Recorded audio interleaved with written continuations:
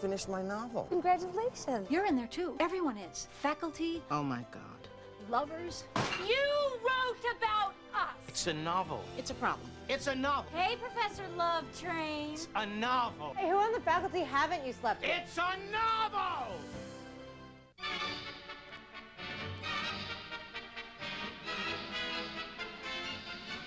Today at 5:26 a.m., Max Bickford sat down to finish his novel.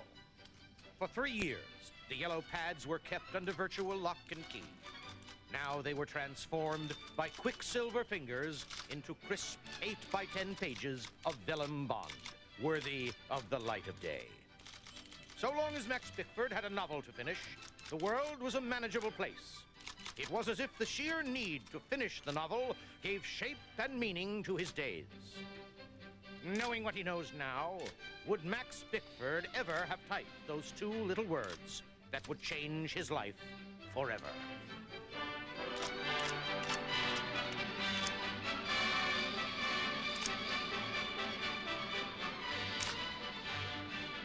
Probably not. For at that precise moment, everything else in his life went directly to hell. It did not pass go. It did not collect $200. Perhaps he wishes instead he had gone in and polished off that pint of Cherry Garcia. Perhaps he wishes he'd paused to read the paper, or even matched some socks. But fate ruled the day. His novel was now finished. There was nothing left for Max Bickford to do, except collate.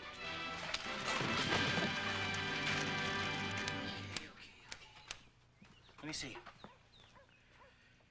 Oh, you definitely have a fever. Look, my car wouldn't start, so I'm gonna borrow your bike. Nell will be here at noon to force some soup into you. Why? I don't need anybody taking care of me. You're sick, Prez. I don't really like being called Prez anymore. Really? You never said anything about that before. Well, it was okay before. I was a kid before. What do you want to be called? Mr. Bickford? Lester is a hard name to go through middle school with. I've been thinking about changing it. Why aren't you taking my knapsack? Well, I can't very well carry a briefcase while I'm riding your bike. And I am a man with a book. See you later.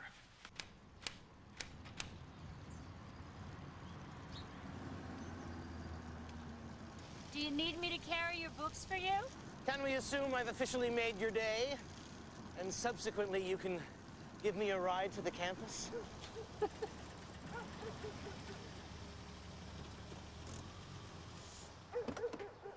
Might as well both be late together. Cute knapsack. It is cute, isn't it? You know, Max, most guys go through midlife crisis in a red Corvette. The bike with the custom banana seat is oddly appealing. I wrote the book on oddly appealing. Oh, hey, I did, actually. Write the book. I finished my novel. Max, congratulations. Touch it. Ooh. So you plan on carrying that around with you all day? I haven't the faintest idea what you're talking about.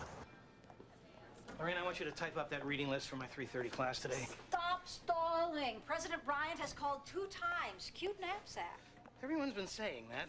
Max, come on. We can't avoid telling Judith forever. Gotta find this list. Professor Bick. No, don't. Please don't do that. Just suck it in and face the music. Sooner or later, you're going to have to tell President Bryant that you and Professor Haskell are hopelessly deadlocked over who will fill the Bitterman slot. Did I mention she's called 2 times? Well, why don't you go and tell her? I'll stay here and answer the phones. Max, come on. I gotta find the list. I'll find it. I'll tear the place apart. Just go.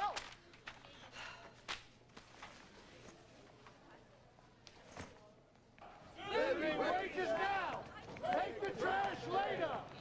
Living wages now! It's a good thing our teacher interviews are over. This would have looked really inviting to prospective professors. Yeah, it smelled even better. Little do these teachers know that we're gonna pay them less than we pay the cleaning guys. I have dreaded facing Judith. We could be the one bright spot in her day if you were just smart about who we should hire. You mean if you were honest? Max! Max Bickford, Ben Franklin Elementary. Remember me, man? It's Danny! Danny Martinez! How are you, man? Hey, I haven't seen you since the night that we took the air out of Milliken's tires. Do you remember that? How you doing, man? I'm doing great. You teaching? Yeah. You on the strike committee? Yeah, you know, I got shipped up here from New York about 3-4 months ago. Max, we've got to go. Danny, I gotta go. Morning, Max. Good in hell, Freddie. Wages now! Take the trash later! Judith, I said you should have put me on the strike committee. I know the guy the union sent. I know all the facts. Max, I know. how about you do the job I gave you first? Where's my candidate proposal? Well, we've hit a little snag. We can't agree on what the students most need from this department, what point of view we lack. I'll tell you. A decisive one. We both know that Nigel Willikers is the best teacher for the job. He's 70 years old, proving that he knows a lot about He's a history. respected American scholar, and he's redefined the way we look at the 1700s. He looks like he was born in the 1700s. We are supposed to be giving first-year graduate candidates heavy consideration. What's wrong with Jeffrey Lerner? Besides your being so distracted by his looks that you were taking notes with your eyebrow pencil, he has very limited critical ability. It's too bad that you don't. You criticize everything. Children. Judith, we're not going to agree. Here are my top 3 choices. Here are mine. And now you just palm this off on me and skate out of here. Well, what do you expect us to do? Walk in here tomorrow morning with Bitterman's replacement. Lock yourselves in a room if you have to. You gonna meet this afternoon? I can't. I've got a full lesson plan on the culture of the page way through. Well, Judith is not backing off, so when are you free next to fight? Want to meet tonight in the ring? After 8? Tonight, the gloves come off. Schuyler Hatfield worked among women, some savory, some not. Lorna May Clung, his secretary, was a not particularly well-kept leftover from a previous administration. She had the hatchet face of a fascist commando and a stare that could peel paint. Her voice reminded him of bagpipes, bagpipes played by someone who definitely was not Scottish. She was a hell of a way to start the day. I'll show that little bastard how to start the day. Get me President Bryant. Oh, my God. Pull up Max Bigford's class schedule. Where would I find him right now if I wanted to kill him? Lorraine, can you tell Max I can only meet him after 9 tonight? I can't. I've resigned. Why? He asked me to find the reading list. I find that depravity instead. The gall of that man.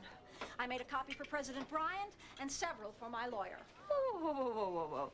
That's Max's novel. You can't sue somebody for writing a novel. I can if he's made me a character. Oh, you're in there too. Everyone is. Family, faculty, lovers. I've only read bits, but there is a scene in here involving a man, a woman, and an egg salad sandwich that makes Tom Jones look like a Kiwanis Club picnic. He even slept with a student. You wrote about that? In some detail.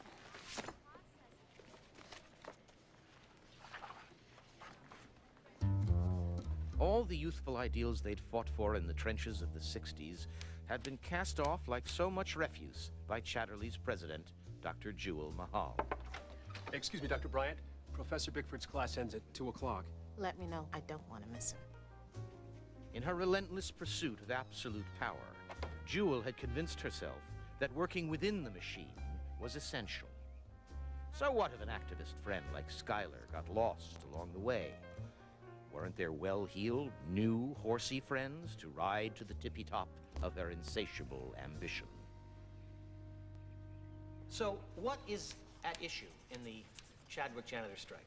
Just compensation for work done? Okay. So, teachers teach, and they need a clean environment in order to do that, and janitors supply that environment, and they want to be compensated for their work. Okay, that's a pretty reasonable position. But what if I told you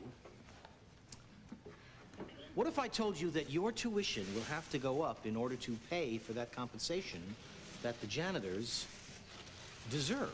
Your parents will pay for this. What happens to your position of support then? It might be a little bit qualified. Okay. Now you got a business hat on. There are always two, at least two, frequently more sides to any given issue that you can... Freddie, what are you doing? Are you shopping? Hate to do this to you, Max, but we need leverage. Technically, since we supply the stuff, it's ours to take.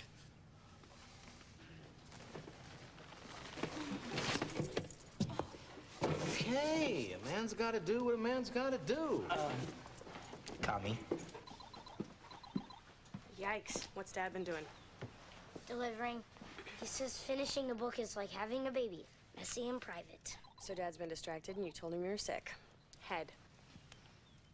You don't feel sick. How'd you fake the fever? Hot pads work well in the microwave. Get dressed. But it's noon. School's half over. Then you'll get half an education today, Lester. Go. Man, now you sound just like Dad. Oh, take it back. I do not. You can't stop me, Skylar. Hissed Jewel. The sound reminded him of a rattler before it stings. This college is mine. The board eats what I tell them. Dr. Bryant, it's 2 o'clock. I'm going to be a while with Dr. Bickford. Cancel my lunch.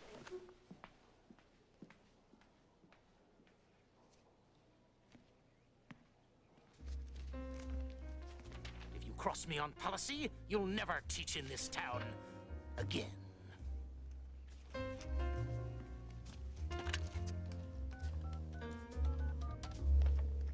Hello? Hey, Darlene, are you sitting down? Why? Max Bickford has written a book about Chadwick, and it is not pretty. I'm going to make copies. Call everybody you know. Spread the word.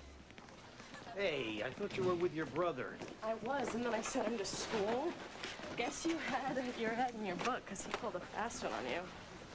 That little weasel. I must be slipping. You faked an illness from time to time. More than time to time. I was just good enough not to get caught. Do me a favor. Have dinner with Lester. Spend the night. I'm gonna be busy with faculty stuff, and I have no idea when I'm gonna get home. Okay. Oh, Lorraine posted a work-study notice outside your office, so I'm gonna answer phones after 4. Where do I get paper towels and trash bags? Downstairs, janitor's closet. There's a downstairs? Max! Max! Downstairs, janitor's closet. There's a janitor's closet? Max! Max! You wrote about us! Are you making an announcement? Would you like a loudspeaker? Where did you get that? From Lorraine, who's making copies of it for her lawyer! Lorraine read my book and is suing me? You want to tell me what's going on? What's going on is you told her to look for the reading list, so she goes. So, the paper towel. The door is being held by the... So, we'll open it again. That's a security lock. It opens from the inside with a key. We don't have a key. No. You're not telling me that we're stuck in here. Okay. I won't tell you we're stuck in here. I won't tell you that. Because we're not only stuck in here... Nobody can hear us scream!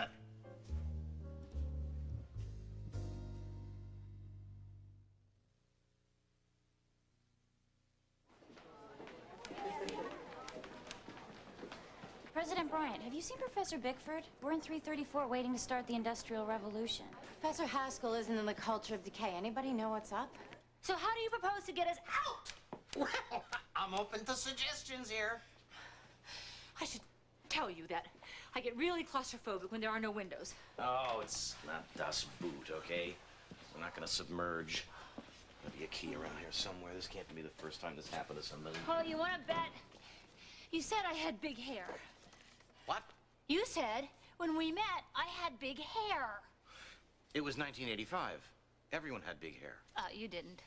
I'm gonna let that slide. What are you doing with my private property in your hands anyway? Hold on a minute, Portnoy. Whose privacy was really invaded? You wrote about me. I didn't exactly write about you.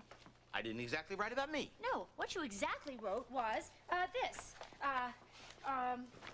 Andalusia Frampton was 20 years old with eyes as dark as Venezuelan chocolate. On the Tuesday that they met, she smelled of nutmeg and vanilla. He recalled it years after, for he had missed lunch.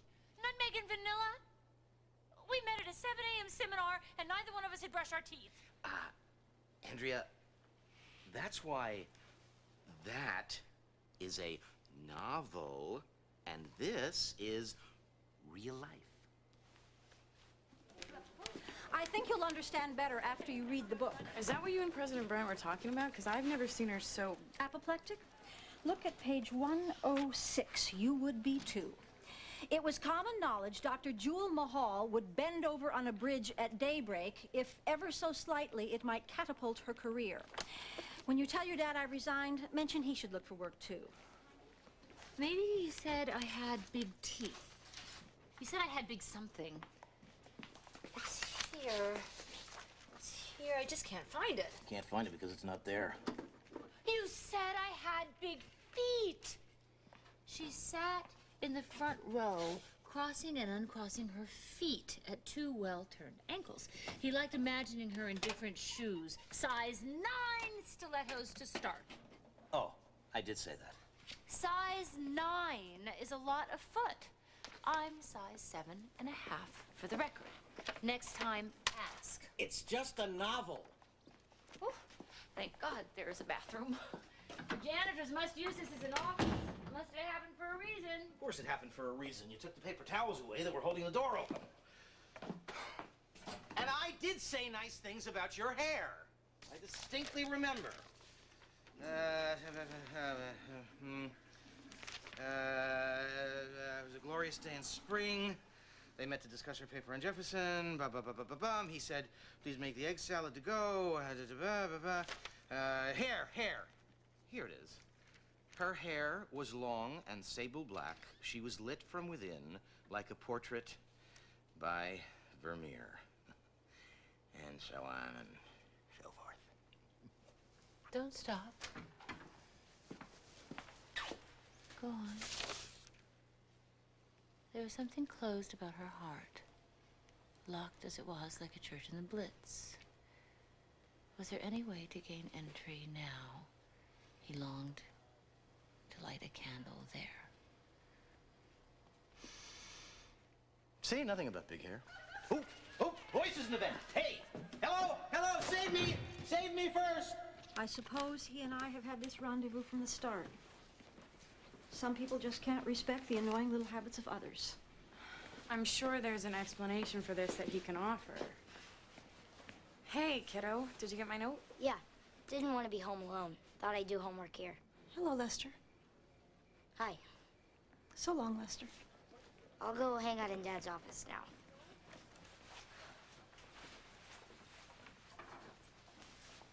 Gosh, he looks like his dad.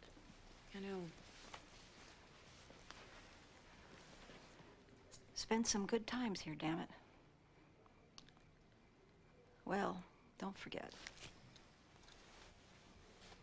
Water the fern.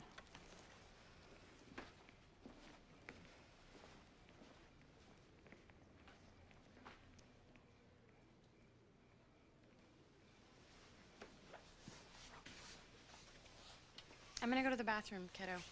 Do some homework, and then I'll take you to dinner anywhere you want. With what for money? Hello!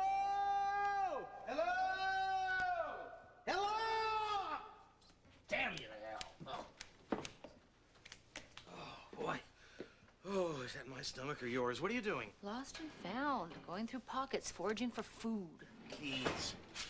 Keys. God, I'm so hungry I could eat a couch. Oh, hey. Pay stubs. Freddie's pay stubs. Going back to 89. Wow. You know, if you consider inflation, he's not making any more money now than he was then. So janitors have a worse deal than teachers. You find anything?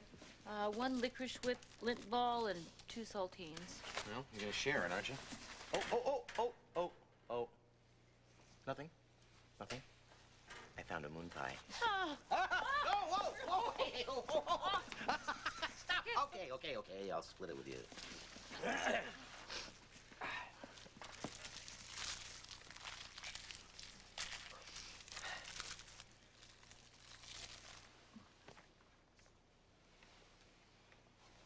Yours is bigger.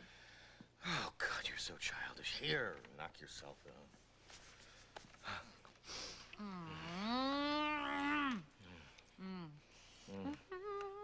This is the best thing I've ever eaten in my entire life. And we've only missed one meal. Imagine if we were lost to the pole. I'd kill you, eat you.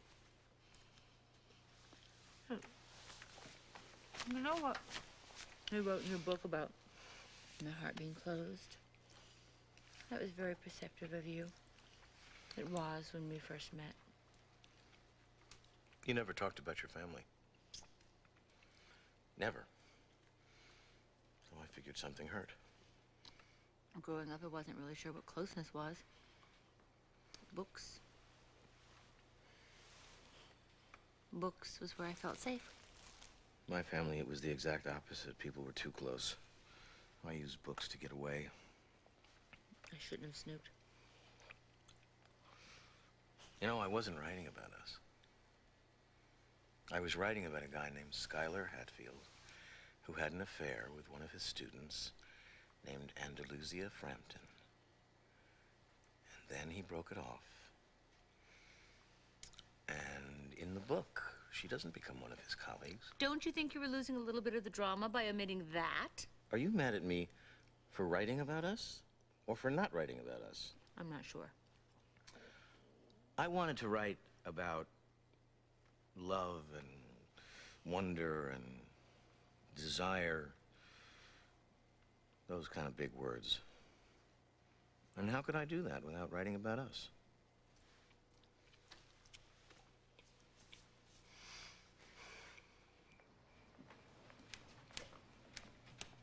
Hi, is, If you're looking for Professor Bickford, he's away from his desk. I'm Lester. Hi, Lester. My friend and I write for The Scallion. It's a comedy weekly like The Onion. You write for an Onion? We have a roast coming up featuring the teachers. The Onion's having a roast? That's funny. Has anything new happened to your dad? Well, he did finish his book. Hannah? Bickford wrote a book. Schuyler awoke Monday morning, zonked in the men's latrine, happy to see he had pulled on his trousers before leaving Andalusia's dorm room the night before. If he was to properly teach the Louisiana Purchase this morning to eager co-eds he wasn't sleeping with, he was going to need a drink. We can publish pieces of it. Thanks for your help, Lester. You've reached the Bickford residence. You know what to do. Max, this is Jewel Mahal, the ebony Amazon who guards the till at Chatterley College. How are you this evening? This is the third message I've left for you at home. I tried the library, no dice, the cafeteria, wild guess, the gym, fat chance, and I'm about to call the chapel, where I hope you've gone to pray. I don't know if Professor Haskell has found you, but if you've done the same number on her as you've done on me, may God have mercy on your soul.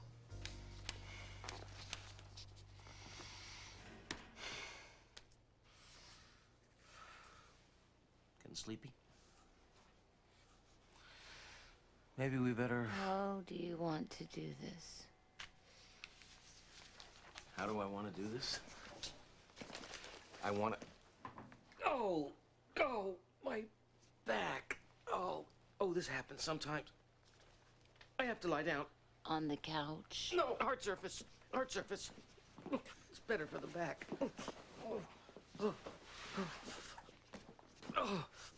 Old Jew alert. Oh, boy. Oh, yeah. Oh. Okay. Down. Good. Okay. The few times I've been alone with you in 15 years, and I can't stay upright. Here we go. Oh. I can't believe that nobody's missed us. It's gonna be like that after we're gone. We teach these events that make history. We don't make history. No one will remember us except some neurotic little people that end up on a psychiatrist's couch. Is there anything else I can do? Yes. Be kind. Wake me when I get the Pulitzer. Schuyler was in darkness, a darkness he had made. He stepped over his daughter's slippers on his way out to the bar.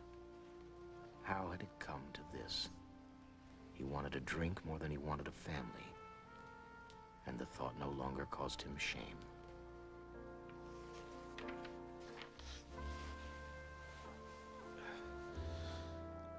Where are you? The sad part. Read it to me.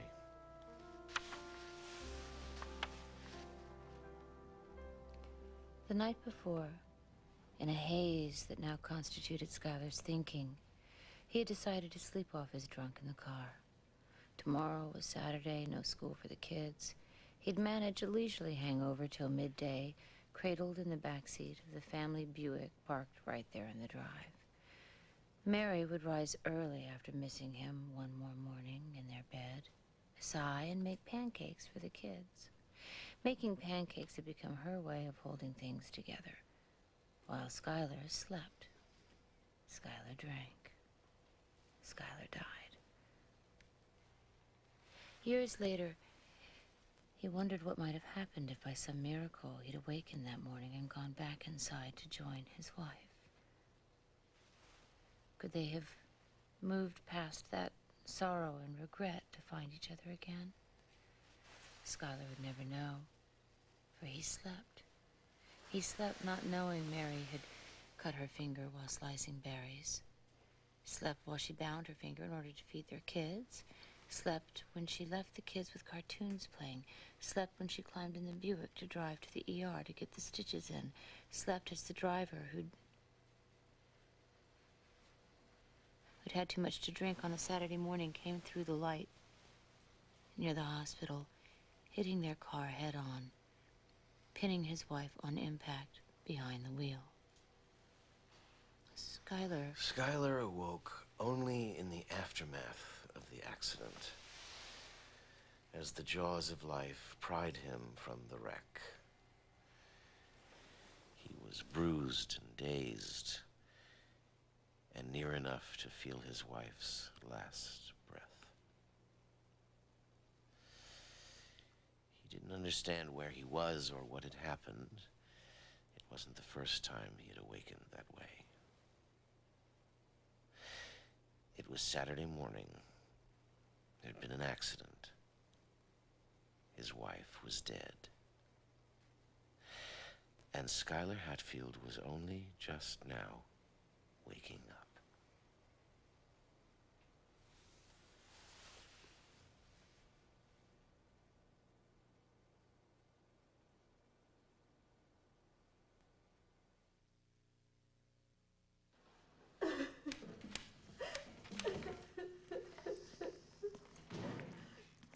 Hey, big guy, you all right in there? Oh, the ladies' room is out of toilet paper. The janitor's closet was locked. I came in here and well, it's just the day that I'm having.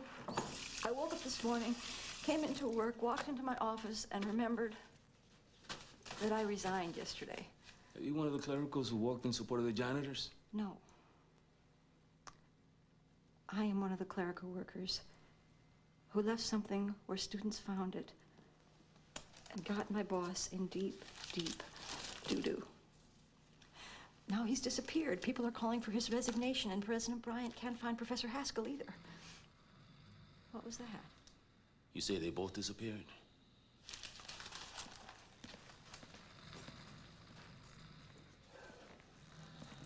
Because that vent connects to the janitor's closet.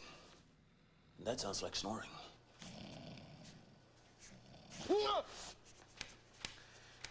I forgot you snore. So do you. How'd you sleep? I have new respect for the family dog. I must confess, I've been holding out on you. You have to live with yourself. Oh, God, I was having such a nice dream. Pastures and fluffy clouds and helpful farm animals. I finished your novel last night. First, who was Colette Duquesne? The firebrand populist who joins later Chatterley College on page 236.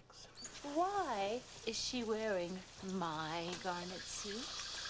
Here was a woman whose fragility unfolded before him with the sudden beauty of a poem. He felt a kingdom rising in the ravages of his own poor heart, where her warmth and tenderness now reigned. Is it hot in here? I'm having male menopause. Thank you. They wind up together at the end. Isn't that sweet? You do remember that this is a novel. Of course. This is the first non-historical writing I've ever done. You know, there are certain romantic requirements in any novel. I may have erred on that side too much, but women buy books. And you guys seem to like a happy ending. Max, do you see me that way? As warm and tender? Will you give me that saltine if I say yes? I think I am sometimes. I want to be that way more of the time. You're the only one who knows that I don't want to be afraid of that part of myself. I guess the real question is, why did you have them ending up together in the end?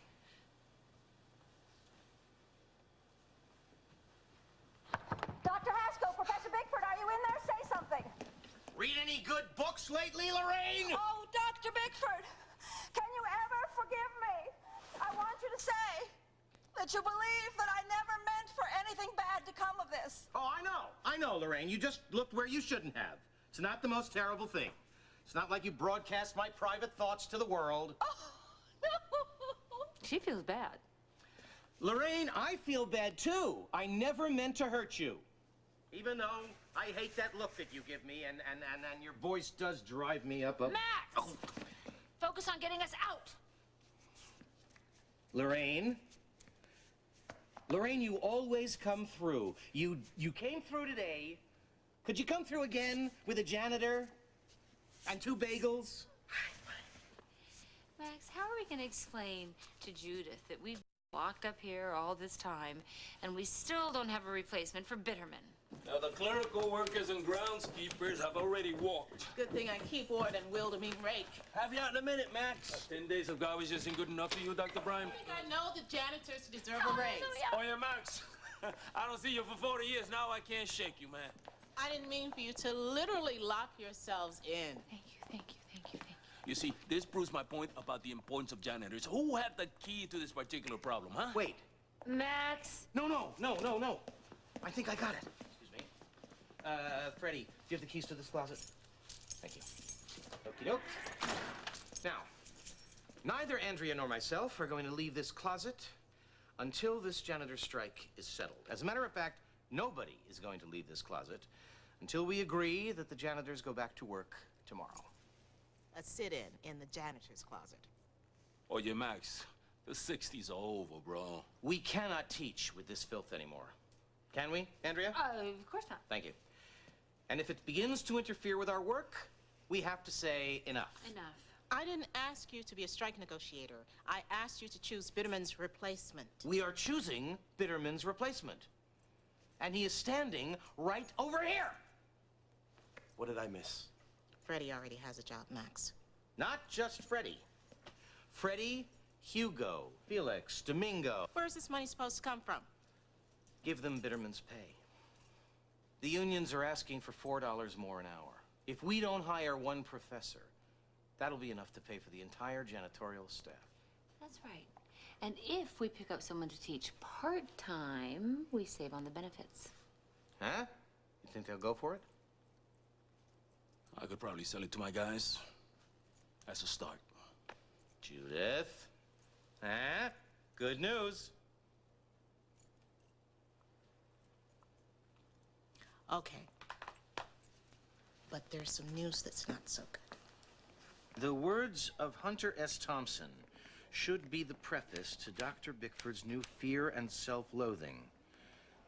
Set in a fictional Chadwick where a prof not unlike our own Max Bickford goes absolutely gonzo. Congratulations. You're a rock star.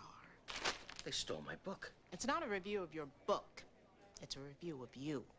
And it verges on idolatry and the drinking, the screwing around with students. It's a novel, Judith. Max, you're talking to me. I may have experienced like events, but excerpts. That's all these kids have read of my book. Not good enough. You're going to have to answer to it some way. It's a novel. It was a novel when it was in your drawer. Now, it's a problem. Hey, Professor Love Train. Here is your public, Max. If you thought the garbage got in the way of work, you haven't seen trash yet. It's not a problem, Judith. It's a novel. Did you really flunk a student because she wouldn't go to bed with you? It's a novel. Hey, who on the faculty haven't you slept with? It's a novel!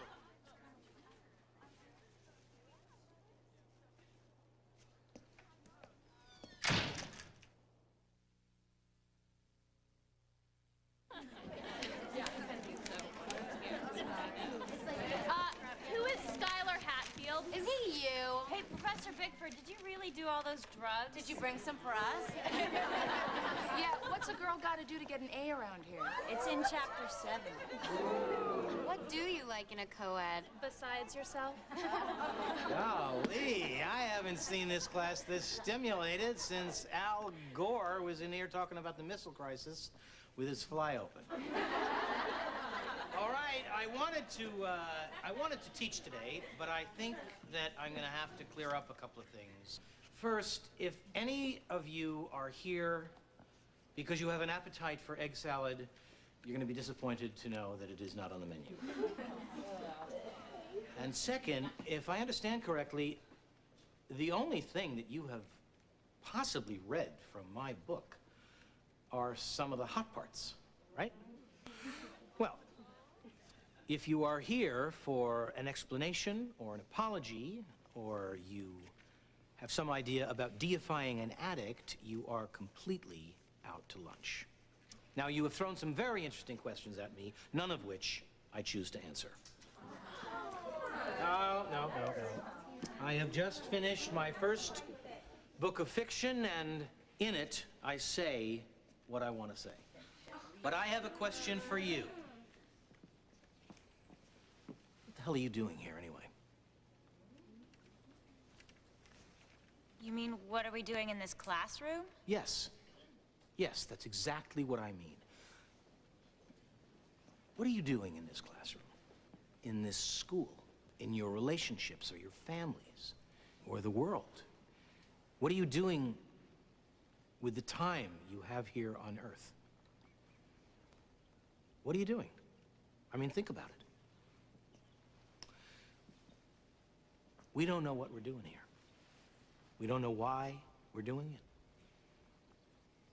We don't know if there's anything after it. We just do these really weird things, you know, like loving people and hurting people, and it's all very confusing to me. It's very exhilarating, it's terrifying, and maddening, and sad, and funny. And I thought that the best way to address these questions would not be standing in front of you in a history class, but by writing imaginary things which might give me some concept of the truth. But what are all these imagined things based on? Are they based on your life? It's none of your business. I mean, you wrote about a debauched drunk professor who teaches at a woman's college. His daughter goes there. That's not your story? I mean, why else would you write a story like that? Because I felt like it. No, I really felt like it. Satisfied? No. Readers have a right to know. You stole my book. Remember? You went into my office and you stole my book. Were you thinking of my rights when you violated them?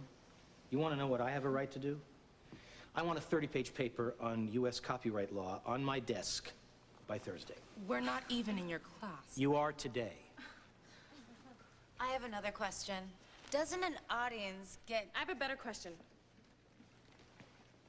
Has anybody actually read the book? And I'm not talking about thumbing through the good parts. I'm talking about the whole book, from start to finish. I didn't think so. Well, I have. And it is an exhilarating, terrifying, maddening piece of fiction that's true, like art is true.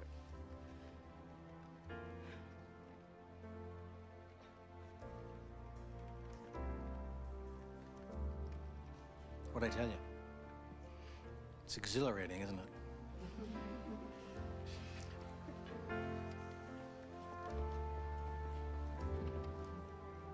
Okay, let's go to work.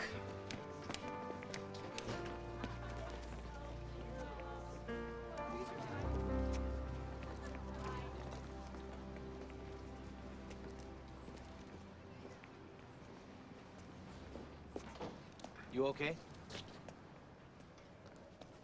Feeling too many things at once. Reading it brought back memories I thought I was rid of. You betrayed Mom. I betrayed everyone, including myself. She loved you, and she trusted you. And I didn't deserve that trust. And that is something that I'm gonna have to live with. I have to live with it now, too. Did you ever think about that? You know, I did realize that this was gonna be tough on you. I think maybe that's why it took me 3 years to finish. I don't know how to feel about you. What you did is awful. And knowing it is awful. And then you turn around and you use what's awful and you write this amazing book. And then suddenly all this awfulness is beautiful.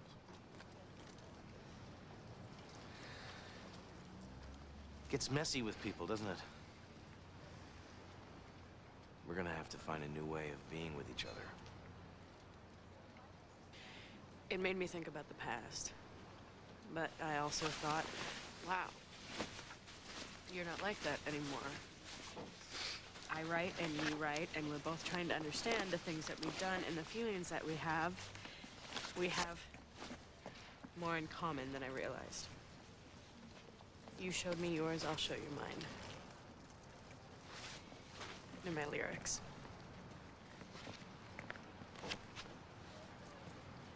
Thanks. You know the part in the book about the daughter growing up too fast in a house that was filled with chaos? I wasn't sure that you knew that. So thank you for getting it right. The part about the girl growing up to be okay? Did I get that right? We're gonna hope.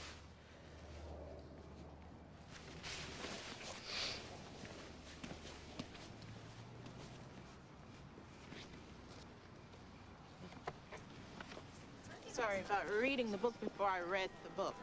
Spend the 1995 next time. Though I hated that thing with me bending over on the bridge. Though I liked the last chapter, being the academic Aretha Franklin who finally gets her respect. You're welcome. Hey.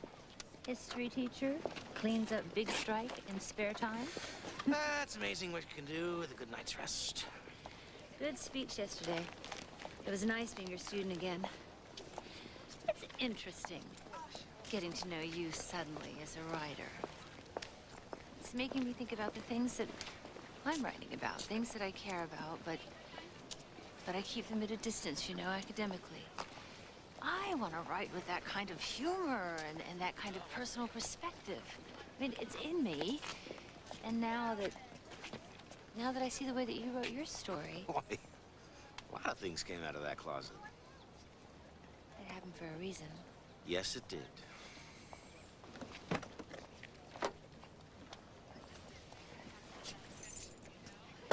What's wrong with the dad in the story? Well, for starters, he thinks he understands the kid. And he doesn't. The kid's 12. The kid doesn't even understand the kid. Milk? So, why does the kid lie to the dad? Well, sometimes the kid needs to do some things that might not always be okay with the dad. The dad doesn't want the kid to make any mistakes that might hurt him. I know, but the kid's job is to grow up. How is he supposed to do that without making a couple of little tiny mistakes? Like the fever the other day. Okay, I'm sorry. Well, this has been very helpful. I'm gonna get right on that rewrite. Hey, maybe the kid could get a love interest. Brunette or redhead? You're the writer, Dad. Hey, does the dad still get to hug the kid? It's probably okay with the kid tonight. All lives have wreckage. The trick is making the broken pieces fit in some new way. What works in life is the same thing that works in writing. Show up every day, sober, sleeves rolled, and full of hope as a child.